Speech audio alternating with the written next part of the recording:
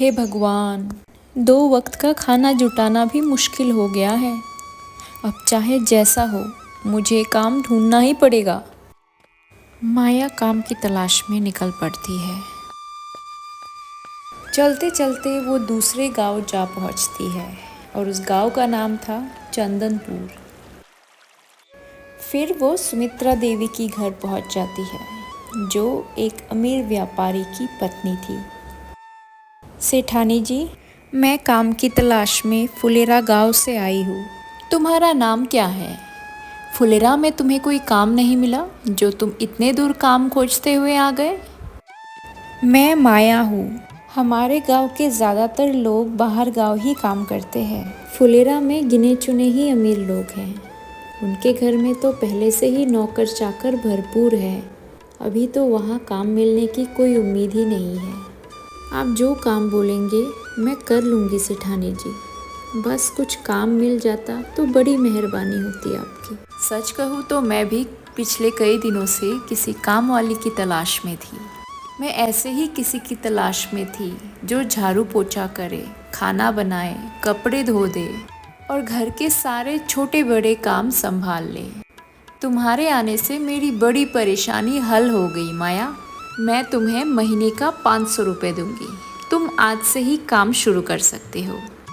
ये सुनकर माया बहुत खुश हो गई। धन्यवाद सेठानी जी, लेकिन इस गांव में रहने के लिए मेरे पास कोई जगह नहीं है। तुम इस घर में रह सकती हो माया, और 2 वक्त का रोटी भी हमारे साथ खा सकते हो। सिर्फ तुम्हें मेहनत से काम करना है।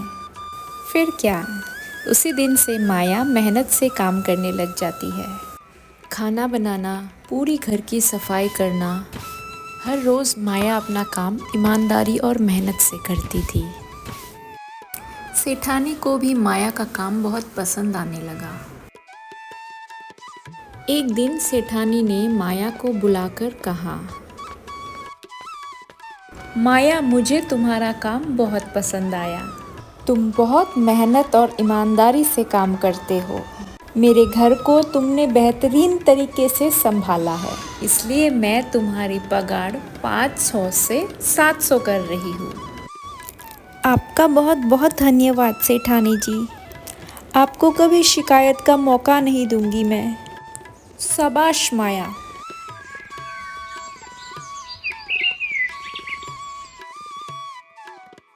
मेहनत और ईमानदारी से काम करते करते माया एक अच्छा रकम जमा कर लेती है, जिससे वो अपने लिए एक छोटा और सुंदर सा घर बनवा लेती है।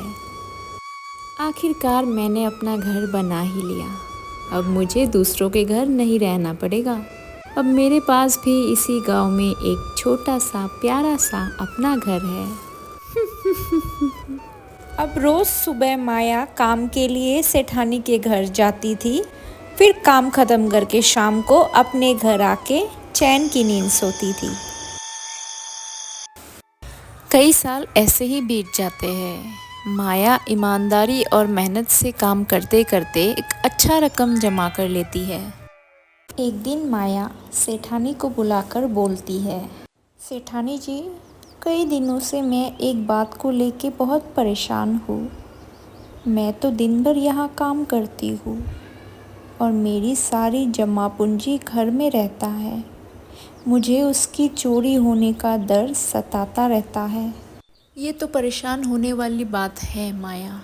वैसे भी आजकल गांव में कितनी चोरियां हो रही है।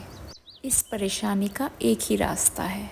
क्यों ना तुम अपनी जमा पूंजी चौधराइन के घर रखवा दो।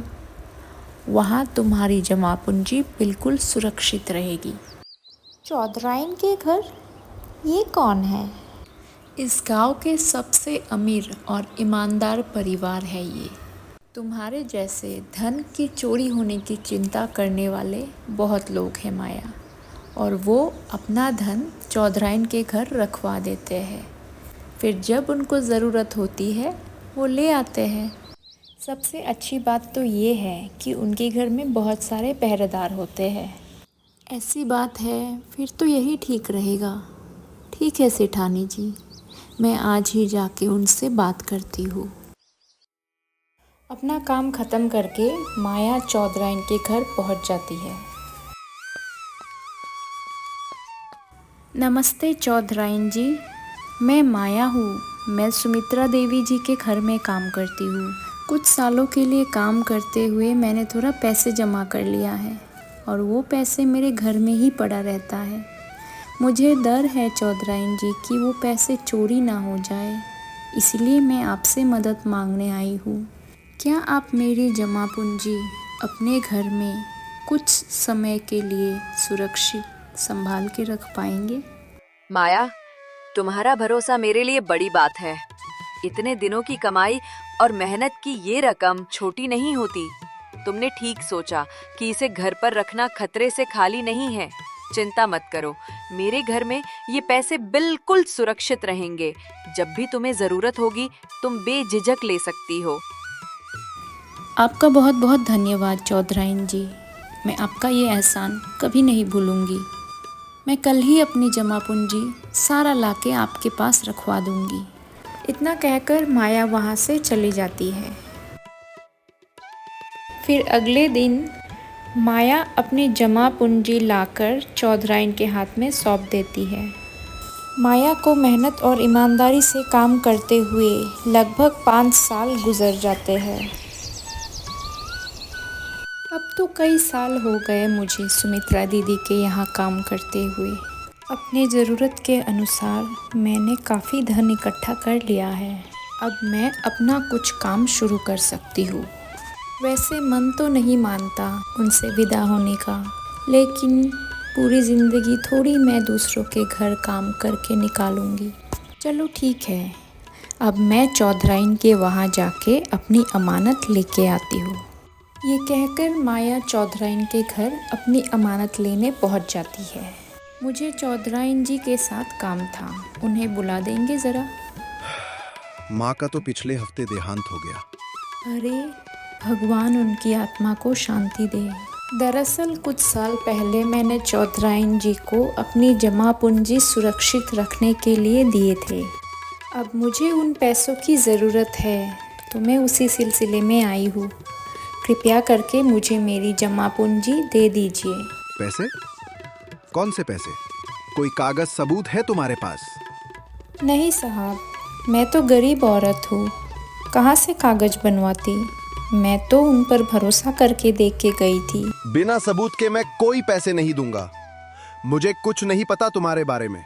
ऐसे मत कहिए बाबूजी, ये पैसे मैंने दिन रात मेहनत करके जोड़े हैं। दूसरों के घर में बर्तन मांज कर, झाड़ू पोछा कर दिन रात मेहनत किया है मैंने। मेरी सारी उम्मीद इन्हीं पैसों पर टिकी है। भगवान के लिए मुझे मेरी अमानत लौटा दीजिए। बहुत हुआ, भाग यहाँ से, वरना लोगों को बुलाकर तुझे गांव से पिटवा कर भगा दूंगा।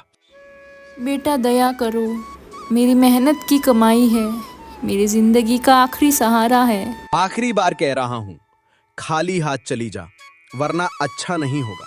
फिर क्या, माया बेचारी रो के वहाँ से चली जाती है और रोते रोते सुमित्रा देवी के घर पहुँच जाती है।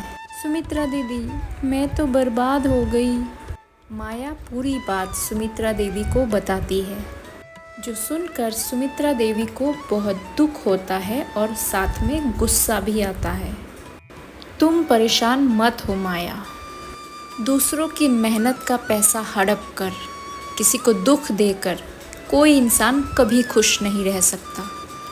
तुम मुझे बस 2 दिन का मोहलत दो, इस लड़के को सबक सिखा कर रहेंगे और तुम्हारे मेहनत के पैसे, तुम्हारे हक के पैसे तुम्हें वापस ज़रूर मिलेगा। ये मेरा वादा है तुमसे। अब तुम घर जाओ और बाकी सब मेरे ऊपर छोड़ दो। माया वापस घर चली जाती है। क्या माया को अपने मेहनत के पैसे कभी वापस मिल पाएंगे? क्या सुमित्रा देवी अपना वादा निभा पाएगी? कहानी की दूसरी भाग अगले एपिसोड में।